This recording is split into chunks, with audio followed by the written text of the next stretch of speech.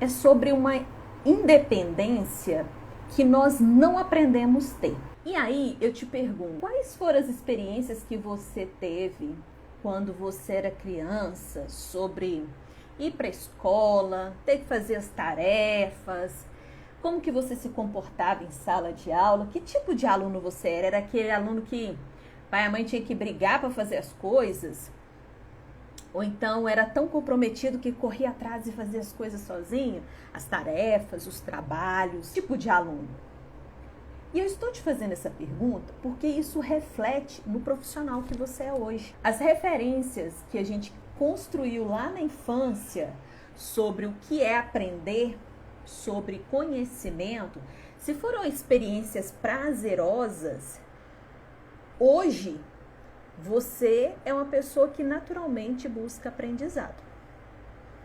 Isso acontece com a maior parte de nós. Alguns casos, que é a minoria, a pessoa pode ter tido uma infância oposta ao que ela é hoje, mas houve ali uma ruptura, uma reconfiguração da representação de educação para ela, para que ela mudasse completamente. Ah, na minha infância eu era um péssimo aluno, quase reprovei várias vezes, ou reprovei, dei muito trabalho para os meus pais na escola, e hoje eu sou uma pessoa que adora aprender. Pode saber, aconteceu algo que deu um choque na pessoa de realidade, para poder causar essa transformação a ponto de hoje ela amar a sabedoria, o conhecimento. E eu sempre percebi a dor das pessoas, tanto os estudantes que não tinham ainda a experiência profissional, né? Alguns ainda não tinham experiência profissional, como aqueles que já tinham as experiências profissionais, os treinamentos corporativos, os profissionais com uma bagagem muito boa da parte técnica, com outras formações, sempre percebi uma dor em comum. As pessoas, em sua maioria, sentem desconfortável em relação ao mundo do trabalho porque são regras que não são muito claras. Existem estratégias por trás de um jogo. Sim, o mundo do trabalho é um jogo. E se você ainda não se viu como um jogador, provavelmente outra pessoa está te ultrapassando ou jogando no seu lugar, onde era para você estar, atuando onde era para você estar, sendo o melhor jogador. Uma analogia com Olimpíadas, e fazendo um paralelo aí com o mundo do trabalho, quando a gente vê Olimpíadas, igual este ano a gente assistiu, né, as Olimpíadas de Tóquio, você pode perceber em qualquer modalidade, os atletas, eles têm preparo físico, técnico, emocional e de estratégia. Eles não entram numa competição pelo dinheiro. Eles veem o dinheiro como consequência, mas os olhos brilham pela medalha, pelo troféu. Eles têm toda uma estrutura para competir e ganhar. Mas, Mara, você está querendo comparar o mundo do trabalho com uma competição olímpica? Sim. Sim. E ainda mais. É a sua sobrevivência, são os seus sonhos que estão em jogo, é a sua felicidade, a sua realização profissional que está ali. E se você não investe no seu físico, no seu mental, na sua parte técnica e estratégica, como que você espera dar resultado? Já que se o mundo do trabalho é um jogo e eu preciso de toda a estrutura, eu te pergunto, de 0 a 10, o quanto que você tem investido na sua estrutura para ser o profissional que você gostaria de ser? Está dedicando mais a quê? A operação, ao físico, ao mental, às estratégias? A que você tem investido na sua carreira, na sua profissão? Já sabemos que diploma sozinho não é o suficiente, né? Já sabemos que sozinha a experiência também não é o suficiente. Já sabemos que currículo não é o suficiente, sozinho. Entendendo essa complexidade toda do mundo do trabalho, eu gostaria de te dizer que tudo começa com o poder do sim. É você entender que você é a única pessoa que pode fazer algo por você, você é a única pessoa que pode mudar o rumo da sua carreira, você é a única pessoa responsável pelo seu sucesso e que ninguém vai acreditar em você. E se você não acreditar em você, ninguém vai fazer isso por você. Você tem que acreditar por você e pelos outros. E quando isso produzir frutos e resultados, aí sim as pessoas começarão a acreditar em você. Então, se você se sente desacreditada ou desacreditado, lamento em te dizer, não, você está no caminho errado e você não vai sair dessa vibe. Porque a única pessoa capaz de fazer algo por você se chama você. Então, primeira coisa que eu vou te sugerir, primeira atividade, olha para o espelho e olhe nos olhos daquela pessoa que está no espelho. Converse com aquela pessoa que você vê no espelho, dentro dos olhos dela e fala, apesar de tudo, eu acredito em você. Eu vou mudar a sua história. Eu sou a pessoa que vai fazer o que for preciso para te tirar de onde você está e te colocar onde os meus sonhos ainda nem podem alcançar. Ok? Combinado? Tem essa conversa com o seu espelho. Vamos começar essa live com a primeira atividade, batendo um papo reto com o nosso espelho. E aí talvez você pergunte assim, Mara, mas nossa, como que eu vou mudar esse negócio sendo que eu não sei o que eu faço? E eu vou te falar. Confia. Pega na minha mão que eu não te largo. Confia. Pega na minha mão que eu não te largo. De repente, você é uma pessoa que está sentindo que não tomou a melhor decisão profissional. Não sabe aonde que estava com a cabeça. E aí descobriu que a sua carreira não tem nada a ver com o que você é e quem você quer ser. Talvez até foi escolhido pelo mercado, escolhido por terceiros. Quem ia pagar para você sua formação definiu qual seria sua carreira. Você viu num jornal que a tendência do mercado era a profissão tal que você foi lá e fez. E aí agora é hora de você se realizar, dar resultado, realizar seus sonhos e você tá preso na barreira do tá faltando alguma coisa. De repente, a profissão que você exerce hoje não permite te realizar os sonhos que você tem. Quando você pensa, daqui a 5 anos, onde gostaria de estar? O que gostaria de estar vivendo? Daqui a 10. Não faz parte dos planos permanecer no mesmo lugar ou na mesma profissão. Mas você não sabe como fazer isso. Qual é o primeiro passo? Qual é o próximo passo? Qual é o caminho? Por onde começar? Nossa, é tão angustiante. Eu te entendo. Eu sei que é angustiante. De repente, você está tão incomodado com isso que é um fardo para você o domingo à noite. Amanhã eu vou ter que ir para aquele lugar, encontrar com aquelas pessoas, viver aqueles problemas. É depressivo, é angustiante, é estressante. Pode desenvolver até doenças emocionais, crise de ansiedade, síndrome do pânico. Gente, eu já tive tudo isso. Você já teve? Eu já. Inclusive até fazendo o que eu amava. Mas o contexto, o lugar, as situações, também elas podem se tornar tóxicas. Não é só uma escolha de profissão, mas também o ambiente pode te tornar tóxico e tem que dar um chega. E aí, se você é a pessoa que está prestes a ter esse dia do chega, aquele dia que você vai falar assim, deu, já deu. Agora, de agora em diante é um outro passo. Esse dia do chega, para alguns, pode ser o dia que ele decide mudar a situação. Viver de decisão e não viver de ser escolhido.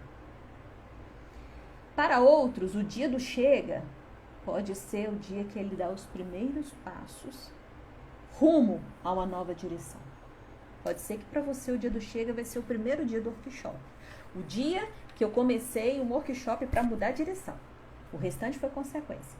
Para outros, o dia do chega vai ser o dia que ele dá tchau para aquela vida que ele vivia até então. Que o dia do chega seja um dia para você libertador. Que o dia do chega seja para você um dia leve. Porque muitos também definem a hora da virada, mas a ansiedade é tão grande que pode tomar uma decisão precipitada e se arrepender depois. E aí depois fica com remorso, quer voltar para trás, né? Como se o foguete tivesse ré. Você já viu o foguete ter ré, gente? Tem não. Tem não, o foguete não tem ré. E por que você vai ter? Não tem motivos para isso. Não tem motivos para você ficar procurando ré em foguete. Então é para frente que a gente anda. E por que nós estamos falando dessas decisões? Porque para você fazer, você primeiro precisa aprender. Como que nós vamos cobrar algo que não foi nos ensinado? Como que nós vamos cobrar uma criança? Vamos lá, uma criança que não anda, não fala, você cobra que ela vá até você e peça o que ela quer. Ela foi ensinada? Talvez até foi. Ela está na fase de responder aos estímulos do que você ensinou? Depende da idade dessa criança. Ela teve respeito ao tempo dela para então responder ao aprendizado que foi instruído, foi passado para ela? Se você está exigindo isso de uma criança que não anda e não fala, você está cobrando uma coisa que ela não tem condições de te dar. Porém, na vida de adulto, no mundo do trabalho, o negócio é diferente. A nossa sociedade entende que a maioridade é após os 18 anos. Isso significa que após os 18 anos, nós começamos a ser cobrados por coisas que não nos perguntam se a gente sabe, né?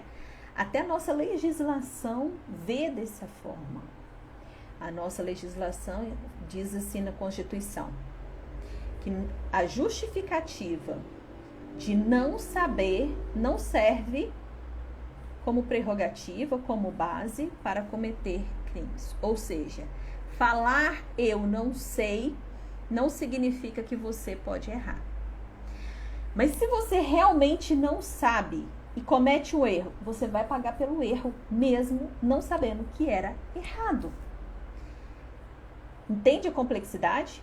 A nossa Constituição diz isso é um reflexo da nossa sociedade e depois dos 18, o resto da vida, nós vamos ser cobrados por aquilo que não nos ensinaram. Nós vamos ser cobrados por aquilo que nem perguntam o motivo, só querem que seja cumprido. Sendo assim, a gente precisa ter uma disposição de correr atrás do ouro. O ouro é o quê? É a sabedoria, o conhecimento, como que se faz alguma coisa, o que eu preciso aprender, como que eu preciso me atualizar. É eu, como indivíduo ativo, autorresponsável, correndo atrás dos meus objetivos e sendo responsável pelos meus atos, seja eles quais forem. Ainda que eu cometa erro por desconhecer, eu tenho que responder por isso, ok? aí, para muitos que têm uma representação de trabalho cultural como algo negativo, a gente falou sobre isso na primeira live. O tema era por que o mundo do trabalho é desafiador. Nós vimos que o conceito que a gente carrega, cultural, social e até histórico de trabalho, é algo penoso, é algo, no grego, né? Significa tripalia, que é um objeto de 3 pontas, como se fosse um estilingue usado para punir escravos que cometessem alguma coisa. Então, a origem da palavra trabalho já vem com essa carga de punição. E aí, muitos ainda carregam o aprender, o estudar como outra punição. Ah, porque eu não quero e estão me obrigando. Ah, como forma de castigo, mandar eu ler um livro. Como forma de castigo, mandar eu ir para o quarto estudar.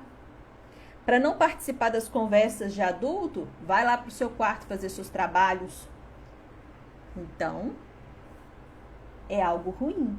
E a gente vai trazendo essa representação.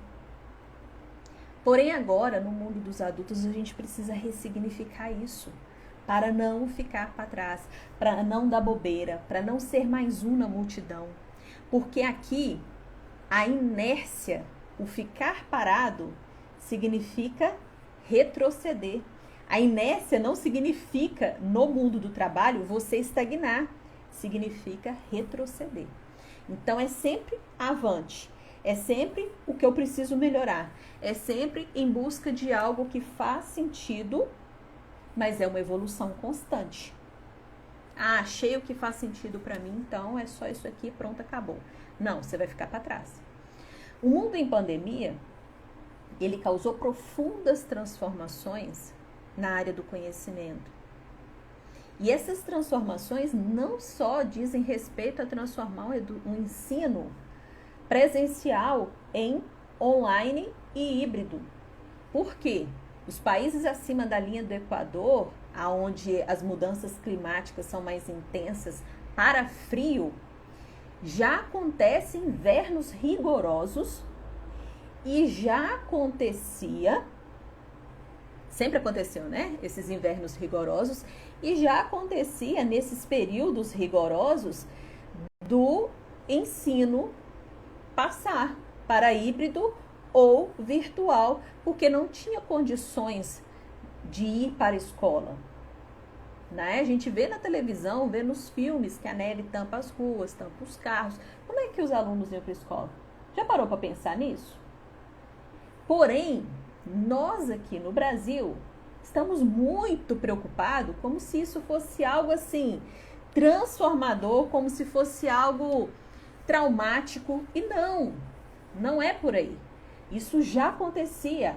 O ensino à distância, ele existe desde 1970, aqui no Brasil. Fora do Brasil, ele existe há muito mais tempo. Boa noite, Larissa, seja bem-vinda. E aí, no Brasil, o ensino à distância, ele começou por correspondência, depois por vídeos que eram vendidos, lembram da época do videocassete? Das fitas VHS? Vai falar que não lembra não, que senão vocês vão querer dizer, são mais novos que eu, e eu sei que não são, somos todo mundo da mesma faixa etária. E aí, depois, com a globalização, com a disseminação aí da internet, foi possível se tornar virtual. Hoje, não tem justificativa para você não saber. Ninguém é obrigado a saber tudo. Mas na sua área profissional, você tem, por obrigação, dominar. Você tem, por obrigação, saber o que é tendência antes que a empresa exija de você o domínio daquilo. Existe uma série de profissões que morreram com a pandemia, que é só questão de tempo para que você possa ver isso com mais clareza. E existe uma série de outras profissões que surgiram com a pandemia. no mundo do trabalho, o lado positivo disso tudo é que dá uma oxigenada no mercado, as pessoas se movimentam, as pessoas se reinventam, e quando nós reinventamos a forma de fazer, nós buscamos fazer de forma melhor.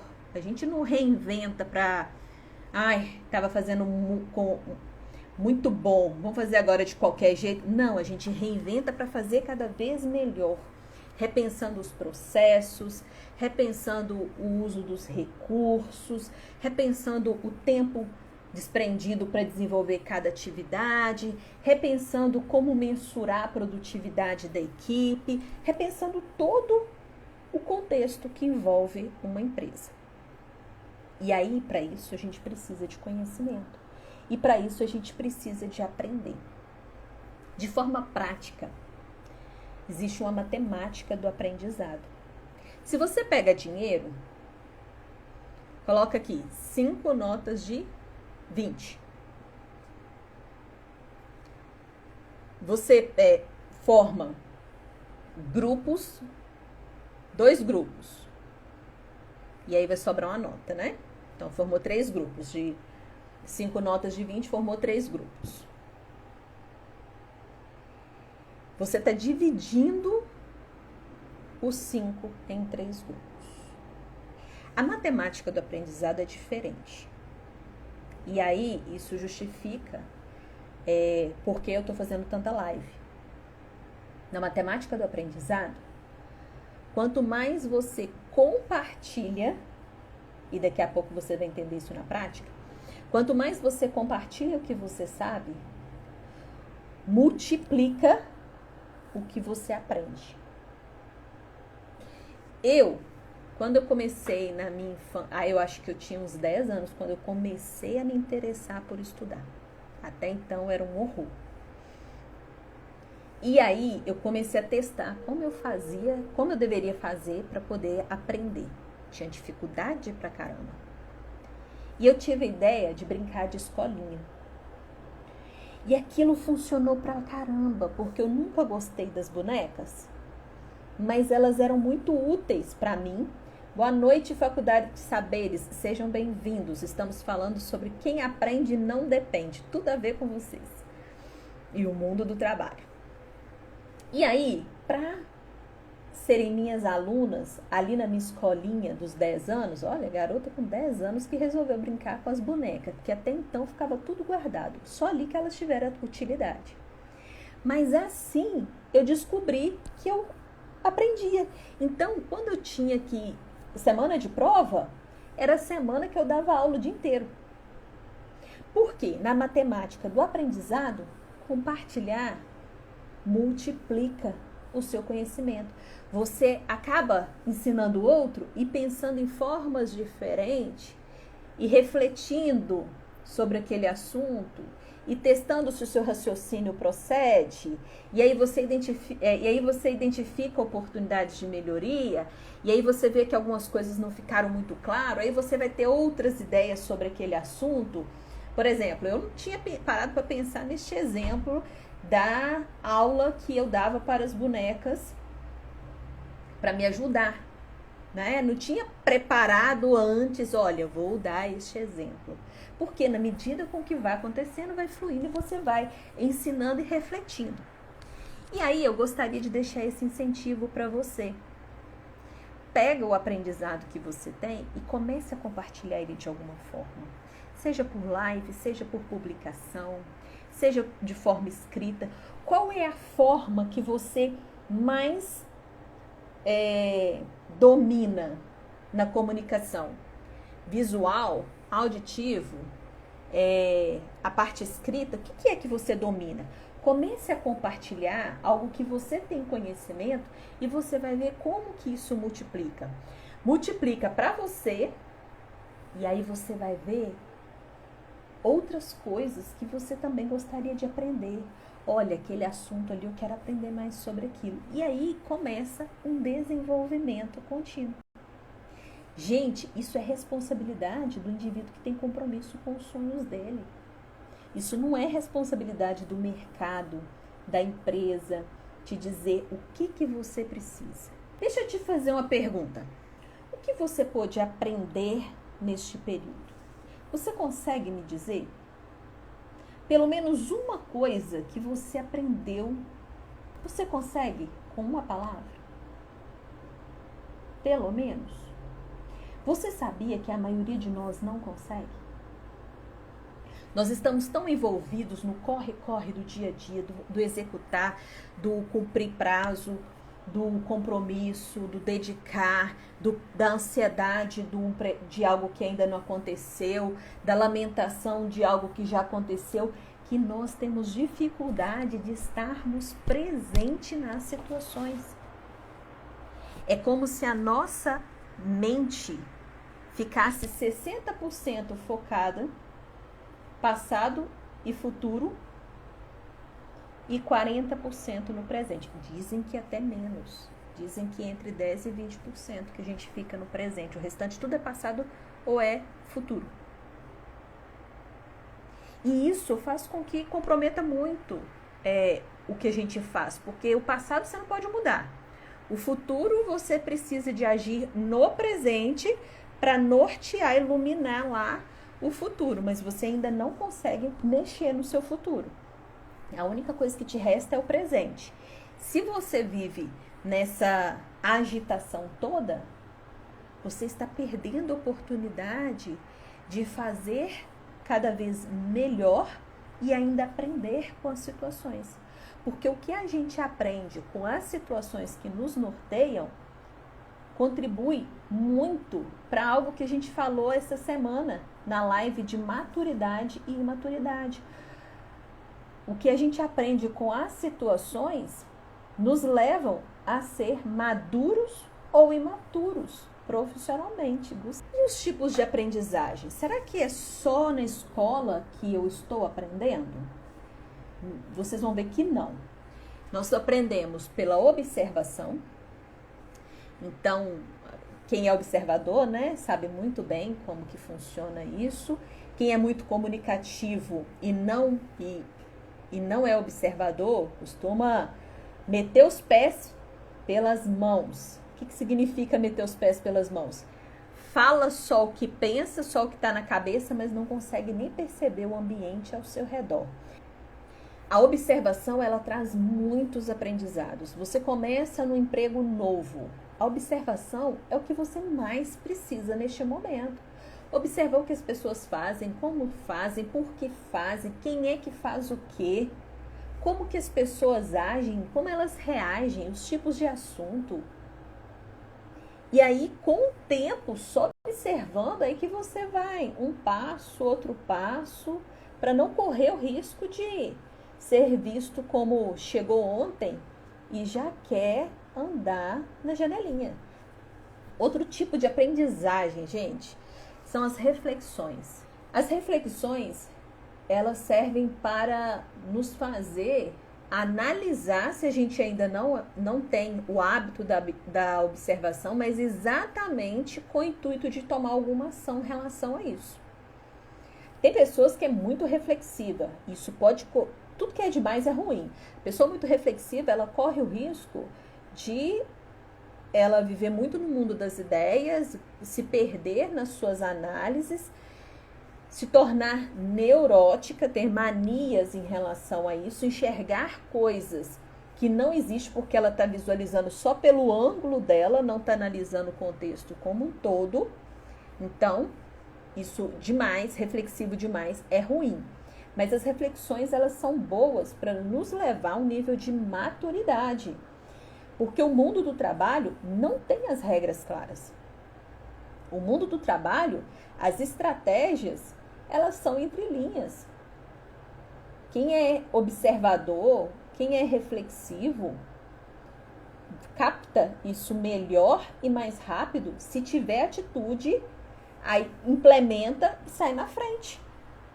Entendeu? Outro tipo de aprendizagem são as experiências. É muito legal, gente, a minha experiência como professora, misturando turmas com pessoas muito mais jovens e pessoas com uma idade muito acima. Eu tive turmas de... E eu já tive turmas de pessoas que tinham idade para ser pai e mãe meu. Então, assim, e é muito interessante porque as reações são diferentes. Quando você lida com pessoas de muita experiência em relação a tempo de vida, para poder explicar alguma coisa, para você ter autoridade, aí o Danilo falou que tinha 16 anos quando eu dei aula para ele. Para você ter autoridade, você precisa de entrar no universo da pessoa, você precisa de mostrar para ela que você entende o mundo dela. E aí você precisa conhecer, relacionar, conectar, buscar pontos em comum, para que ela entenda que você está ali como alguém igual a ela e não está querendo impor nada, porque afinal de contas, na cabeça dela, ainda que inconsciente, ela pensa assim, quem é essa pirralha querendo me ensinar alguma coisa? Acontece o tempo todo, né? E muito interessante quando a turma é de pessoas bem mais novas, igual o Danilo falou que tinha 16 anos quando eu dei aula para ele, você vai falar de mundo do trabalho, a pessoa não tem noção do que é mundo do trabalho, né? E aí, depois quando passa o tempo, porque eu vou acompanhando a galera, a turma do Danilo eu tô acompanhando, né? Vejo lá o pessoal formando, vejo o pessoal mudando de trabalho, vou lá, comento e tal, vou comemorando as conquistas junto. E aí eu fico observando, gente, olha o caminho que fulano trilhou, olha o caminho que o Beltrano trilhou. E eu vou vendo as evoluções porque os meus alunos não eram número, né? É um legado meu, é uma missão minha contribuir de alguma forma para a pessoa no mundo do trabalho. Eu tenho o compromisso de preparar os meus alunos ao máximo para os tempos bons e os tempos ruins. E eu não iludo. Ah lá, Danilo está falando que é exatamente. E eu não iludo. É mais tempo difícil. E é uma montanha russa. É uma montanha russa. Para mim foi assim. Para você não vai ser diferente e nós somos todo mundo igual no mundo do trabalho. O quarto tipo de aprendizagem, aí é o modelo convencional que a gente conhece. As formações que a gente faz, né? Primeiro as bases fundamentais lá do MEC, depois a gente vai evoluindo em níveis educacionais de acordo com os objetivos que você busca. Algumas profissões vão exigir obrigatoriamente essas formações. A gente até comentou na live de ontem. Porém, os outros 3 tipos de aprendizado, as observações, as reflexões e as experiências não podem ser negados. Não dá para achar que só a formação é o suficiente, que só a experiência é o suficiente, só as minhas reflexões, o quanto que eu aprendi, que eu me tornei maduro, porque eu sou reflexiva e eu busco aprender com as situações que acontecem na vida, isso não é somente o suficiente. Eu preciso de um conjunto de tipos de aprendizagem. E quando a gente junta tudo isso num único pacote, nós desenvolvemos algo que tem diversos nomes, de acordo com o estudioso nesta área, né? Algumas pessoas chamam de universidade pessoal, outras pessoas chamam de minha faculdade, outras pessoas chamam de lifelong learning, que significa a pessoa ter a consciência que a aprendizagem, o desenvolvimento é uma área da vida, assim como a área profissional, assim como a área financeira, assim como a saúde, ok? E todas as áreas da sua vida. Como que nós vamos fazer para aprender? Se você tem essa consciência a partir de então, que você é o responsável pela sua aprendizagem e quem aprende não depende, então, a partir do momento que eu busco independência, eu vou buscar conhecimento, eu vou buscar experiência, eu vou buscar observação, eu vou buscar o meu desenvolvimento. Existem algumas formas de se fazer isso. Lendo, ouvindo, observando, como a gente já disse, assistindo, debatendo, praticando e ensinando, como a gente também já disse. Essas 7 são formas da gente aprender. É assim que o nosso cérebro aprende. Por isso que em sala de aula a gente precisa alternar. Às vezes tem que ter leitura, às vezes tem que ouvir alguma coisa, às vezes tem que observar, dar um desafio, observar, assistir, colocar uma roda de conversa e debater, praticando exercício. Eu gosto só de ouvir, não gosto de colocar em prática. Mas aquele ponto que passou despercebido do ouvindo, no praticando, ele é identificado. Só para você ter uma ideia, quando eu estou ouvindo, eu capto 20%, até 20%. Isso vai depender da velocidade da minha voz, da voz de quem fala, né? Vai depender da velocidade da voz de quem fala, do volume, da entonação, da conexão que você tem com essa pessoa. Nossa, aquela voz de taquara rachada que a Mara tem, suportável. Nossa, aí você não vai dar nem 10%, né? Então, existe tudo aí em volta por ser até 20% você captar só do ouvindo. Quando você vai para a prática, gente, vi uns coraçõezinhos aí, até lembrei. Aperta o coraçãozinho aí para poder entregar para mais pessoas essa live, fazendo favor.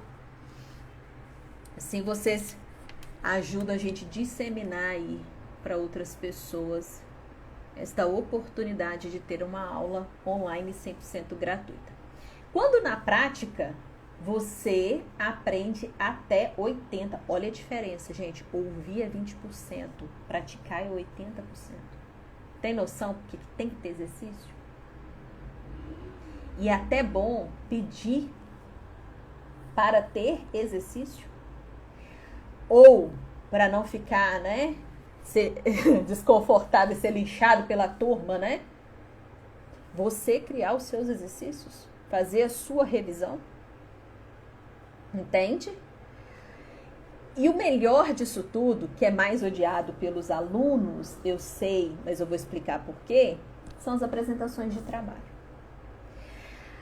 Eu detesto apresentar trabalho. Eu ouço isso de 98% dos alunos. Você é assim? Fala aqui pra mim. Eu sou assim. Detesto apresentar trabalho. Alguém é assim, gente? Quem detesta apresentar trabalho aí? Tem os que detestam? Ou todo mundo que tá aqui comigo ama apresentar trabalho? Deixa eu te contar um segredo. Quando você apresenta trabalho, você aprende 95%. Captou? Então, a partir de agora, você vai amar apresentar trabalho. Imagina só quantas vezes você já evitou apresentar trabalho. Você perdeu a chance de aprender 95%. Já que estamos falando de aprendizagem, de como aprender, de tipos de aprendizagem, porque quem aprende não depende. E se você quer a sua independência, você precisa aprender a como fazer, o que fazer, quando fazer. E, como dizia minha mãe, né? Podem te roubar tudo, mas o que você... a única coisa que você não pode ser roubada é o que você sabe. Pode roubar seu patrimônio, pode roubar até sua saúde. Pode roubar tudo, pode arrancar tudo. Essa beleza que sai com água e sabão pode arrancar. Mas o que você sabe fazer, ninguém arranca. E isso é maravilhoso, porque é aí que está a sabedoria. O Gustavo está falando que até busca, hoje em dia, até busca mais por oportunidades. Por quê, Gustavo? O mundo do trabalho está aí, né, querido? E as regras funcionam diferente da sala de aula, que alguns vão para frente apresentar trabalho como se estivesse fazendo favor para o professor, não está entendendo que o desafio é o aluno praticar para não ser pego de surpresa. Algumas turmas eu já contei como foi minha experiência. Uma vez eu fazia meu estágio do ensino superior E aí me falaram assim, vai lá no auditório. Inclusive a pessoa que falou isso comigo estava na live aqui ontem. Falou assim, vai lá no auditório e dá um recado para mim. Aconteceu um imprevisto aqui, eu não posso ir lá, o pessoal tá tendo treinamento, preciso que você fale 5 coisas. Aí eu fui contando, cada um no dedinho. Aí eu falei, quantas pessoas tem lá? Aí ela olhou pra minha cara e viu que eu me preocupei. Aí ela, deve ter umas 10. Aí eu, 10? No máximo 15. Não sei o certo não, acho que é isso. Na hora começou as borboletas no estômago. Ai, meu Deus. Mas eu era muito amiga dela, então eu não matei a charada que ela estava falando aquilo para amenizar a minha angústia. Gente, quando eu abri a porta do auditório, tinha 200. 150, 200, acho que era 200. Porque estava todo mundo sentado, todos os assentos estavam ocupados e ainda tinha gente em pé. E a porta estava fechada. Quando eu abri, o que eu fiz? Fechei. Fechei a porta no instinto de vou fechar e ninguém vai me ver. Mas eu me lasquei porque quem estava de frente, a porta era no meio assim, e de frente, lá no outro extremo, era o púlpito, o microfone e o diretor da empresa. Quando eu fui fechar ele, Mara... Gente, eu não conseguia. Não dava pra ter... Olha... Eu só respirei fundo e eu falei pra mim mesmo, agora vai. Eu sei o que eu vou fazer, são 5 coisas que eu tenho que falar, cada hora que eu falar eu encosto no dedinho e vou falando e vou respirar e vou seguir e vou olhar para todos os lados e vou. Meu Deus, olha, foi tenebroso. E aí eu ia controlando a minha respiração, ia falando, mas a minha voz saiu igual um ioiô. Tão nervosa que eu tava. Ela falou, se eu te contasse, você não ia por nada. Mas eu sabia que o diretor tava lá, precisava de dar o recado para aquelas pessoas, e o diretor tava esperando que eu fosse lá dar o recado. Mas aconteceu um imprevisto, eu não tinha como ir lá. Então eu sei que você fala, então eu te pedi. Porque depois daquilo, eu prometi para mim mesma que eu vou, que eu não vou me arregar. E que se não for falar em público, vai ser outra coisa. Detalhe, nessa época, eu nunca imaginava na minha vida um dia ser professora, porque eu nunca nem sonhei com isso. A minha primeira experiência em sala de aula foi em 2009, eu fui ser professora em 2012.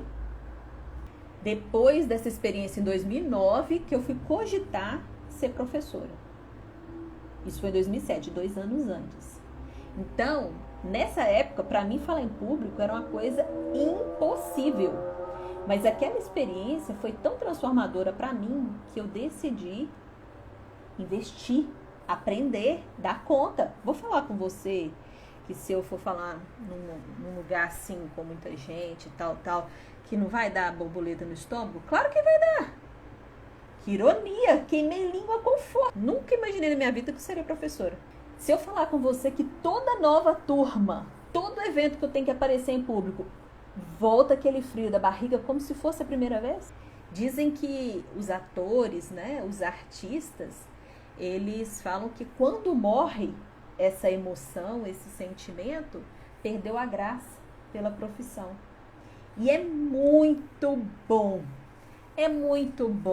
sentir isso e falar assim, vai vir uma turma nova, eu não sei como vai ser, eu vou conhecer todo mundo, o que eu tenho que falar, como que eu vou falar, será que vai dar certo, será que não vai dar certo, aquele frio que eles falam borboletas no estômago. E eu descobri que eu, 2 anos depois, ia me encantar com a profissão, exatamente naquele momento que para mim foi traumático. Tive que aprender. Tô 100%? Tô não, gente, tô longe. Mas deixa eu te contar, eu estudo todo dia. Todos os dias. Eu estava de resguardo do TEL. Eu estudava todos os dias. Como que você fazia isso? Pegava o que eu estava estudando, transformava em PDF, jogava no aplicativo leitor de PDF, punha o fone, ia carregando o TEL, ninando o TEL, ouvindo os meus livros, estudando, ouvindo as minhas apostilas, meus materiais de estudo. Eu descobri que a minha independência estava no conhecimento, na sabedoria. E que a sabedoria, ela te leva a caminhos inimagináveis. E eu decidi que eu quero desfrutar disso. Porque a minha missão aqui hoje é despertar em você um desejo para vencer 1% melhor todo dia. Tão importante quanto aprender é reaprender. E eu estou vivendo exatamente neste momento. Quem diria que eu transformaria o meu trabalho todo para o digital? Para, pela internet, potencializar a mensagem e chegar a um número maior de pessoas. Quem diria que da minha casa eu poderia alcançar outros lugares? Aqui no digital, gente, se vocês olharem meu perfil, vocês vão ver quanta coisa. Se vocês pegarem de agosto para cá, que é quando eu decidi transformar meu perfil pessoal em profissional, vocês vão ver o tanto de mudança que aconteceram. E aí, quando você reaprende, você estava num nível, e aí você entra num outro ciclo. Quando você entra em outro ciclo, você começa do zero. E normalmente a gente não tem paciência. E quando a gente começa do zero e a gente já dominava algo antes, nós não temos paciência com nós mesmos. E esse foi o meu primeiro grande desafio. Eu pensava assim, gente, eu sempre falei com os meus alunos. Como cobrar algo de alguém que não foi ensinado? E eu estou cobrando de mim algo que eu que estou correndo atrás, eu que estou estudando, eu que estou não sei o quê, ninguém pegou na minha mão, mas eu quero resultado. Então, mais importante do que, ou tão importante quanto aprender, é reaprender. E essa é a minha preocupação. Nós estamos o tempo todo falando de aprender, aprender, aprender, como se a gente fosse esponja só para absorver, absorver, absorver. Só que, pelo que a gente está aqui trazendo de informação, aprendizado não é só absorver. Aprendizado é compartilhar, aprendizado é colocar em prática, aprendizado é refletir o contexto, aprendizado é desenvolver habilidades, aprendizado é ter empatia com quem não tem o mesmo conhecimento que você. E quanto mais a gente compartilha, mais a gente aprende. Você entra no estado de flow. Por quê? Para mim, eu estou reaprendendo. Professora, eu sempre fui, desde 2012. Mas o ambiente, a ferramenta, quem pode estar do outro lado, tudo muda. Então, eu estou começando do zero. Estou patinando, estou quebrando a cabeça, mas estou indo. Uma hora, mas eu tô falando aqui com cara boa, mas aqui por dentro eu fico assim, não é possível, Mara, você fez isso. Não é possível. É aprender a ter empatia, é aprender a reaprender. E a pandemia ensinou um negócio muito interessante. Colocou todo mundo no mesmo nível. A adaptabilidade se tornou uma das principais habilidades do mundo do trabalho. Isso significa que todo mundo, todas as profissões tiveram que rever o seu trabalho e reaprender. Quem estava acostumado a sentar todo dia lá na mesa do escritório, acessar o programa naquele computador, de repente teve que dar um jeito do programa aparecer na tela do computador em casa. Quem diria? Conciliando o trabalho, menino, vizinho fazendo reforma, a rotina da casa, suas obrigações e ainda ser gente. Difícil não adoecer, né? Mas foi. Precisamos aprender, reaprender. Para reaprender, a gente vai precisar de ter empatia, respeitar a nossa fase, nos cobrar na medida do possível, não deixar correr a solta. A nossa independência depende de nós, né? Precisamos refletir qual é e fazer testes, né? Qual a forma de aprendizado que melhor funciona, se é ouvindo, se é escrevendo. Cada um tem um jeito que funciona melhor. Precisamos nos conhecer a ponto de identificar como que a gente pode aprender mais e melhor.